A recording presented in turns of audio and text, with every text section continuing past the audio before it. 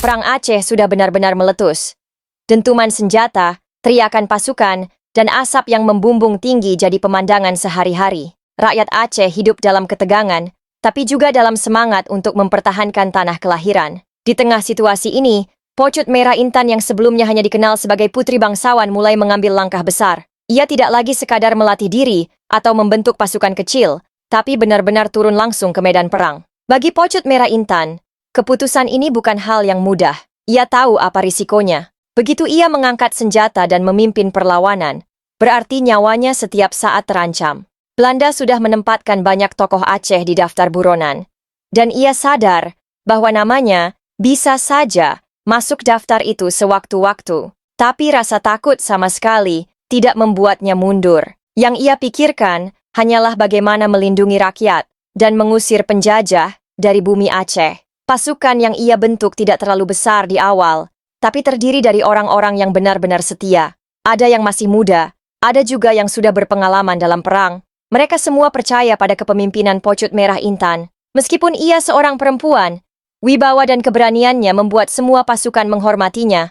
Ia tidak memimpin dari belakang, tapi selalu berada di garis depan, memastikan setiap serangan dilakukan dengan tepat. Taktik yang digunakan Pocut Merah Intan adalah taktik gerilya. Mereka bergerak cepat, menyerang secara tiba-tiba, lalu menghilang sebelum musuh sempat membalas. Medan Aceh yang penuh hutan, sungai, dan pegunungan menjadi keuntungan besar. Beliau paham betul setiap jalur yang bisa digunakan untuk menyerang atau melarikan diri. Beberapa kali, pasukannya berhasil memukul mundur Belanda dan membuat mereka kehilangan banyak prajurit. Kabar keberhasilan ini cepat menyebar, membuat nama Pocut Merah Intan semakin dikenal di seluruh Aceh. Belanda mulai resah. Mereka tidak hanya menghadapi perlawanan dari tokoh-tokoh pria seperti Teku Umar atau Panglima Polem, tapi juga dari seorang perempuan bangsawan yang keberaniannya sama sekali tidak bisa diremehkan. Laporan demi laporan masuk ke markas mereka, menyebutkan bahwa pasukan Pocut Merah Intan telah menghancurkan pos penjagaan, menyergap patroli, bahkan merebut persediaan senjata. Bagi Belanda, ini adalah pukulan telak, karena mereka menganggap perang di Aceh akan mudah dimenangkan jika bisa mematahkan semangat rakyat. Ternyata, semangat itu justru makin menyala. Hari demi hari, medan perang menjadi semakin panas. Belanda mengerahkan lebih banyak pasukan, membawa persenjataan yang jauh lebih modern. Mereka punya senapan dengan jangkauan jauh, meriam, bahkan logistik yang tidak pernah habis. Sementara itu, pasukan Pocut Merah Intan harus pintar-pintar mengatur persediaan. Makanan seringkali didapat dari rakyat yang membantu secara sembunyi-sembunyi. Amunisi pun didapat dengan cara merebut dari musuh, atau memanfaatkan senjata tradisional yang mereka miliki. Meski kondisinya sulit, Pocut Merah Intan tidak pernah menunjukkan rasa putus asa. Di depan pasukannya, ia selalu memberikan semangat. Ia berkata bahwa perang ini bukan hanya untuk hari ini, tapi untuk masa depan, anak, cucu, Aceh.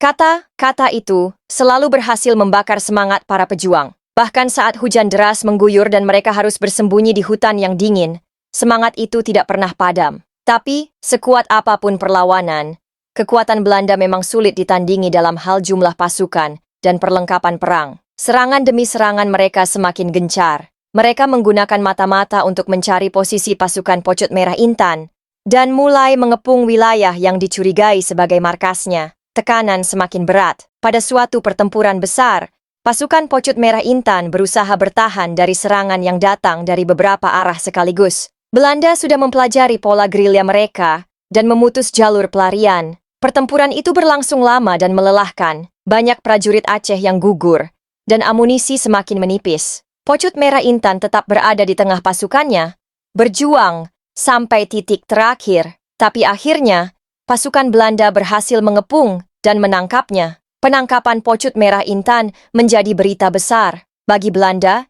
ini adalah kemenangan moral yang sangat besar. Mereka berharap dengan ditangkapnya, salah satu tokoh penting, semangat perlawanan Aceh akan melemah. Namun yang tidak mereka sadari, keteguhan hati Pocut Merah Intan justru membuatnya semakin dihormati. Bahkan ketika ditawan, beliau tidak menunjukkan rasa takut atau penyesalan. Ia tetap tegar, menatap musuhnya dengan tatapan yang penuh keberanian.